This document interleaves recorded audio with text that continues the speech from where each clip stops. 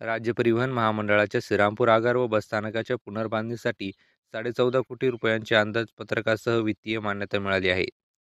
गेल्या अनेक वर्षांपासून श्रीरामपूर आगार आणि बसस्थानकाच्या विकासाची मागणी होत होती. आगाराकडे मोठी जागा उपलब्ध असूनही त्याचा उपयोग होत नव्हता. उत्तर जिल्ह्यातील अनेक बसस्थानकांचा विकास झाला, श्रीरामपूरकडे मात्र दुर्लक्ष होत होते. त्याविषयी नाराजी व्यक्त केली जात होती. मात्र मंगळवारी या संबंधीचा शासकीय आदेश पारित झाला. त्यामुळे शहरवासियांमध्ये जल्लोषाचे वातावरण आहे.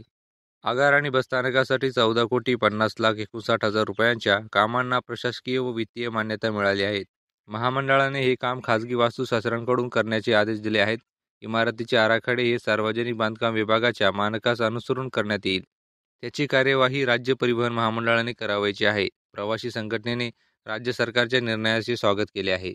नवीन बसस्थानकात 13 फलाटे असतील. वाहनतळाचे काँक्रिटीकरण करण्यात येईल.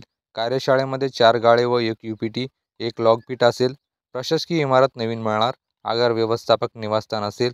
टायर रूम, ऑइल रूम आणि आगार व्यवस्थापक केबिन असेल. सहाय्यक कार्यशाळा अधीक्षक केबिन असेल.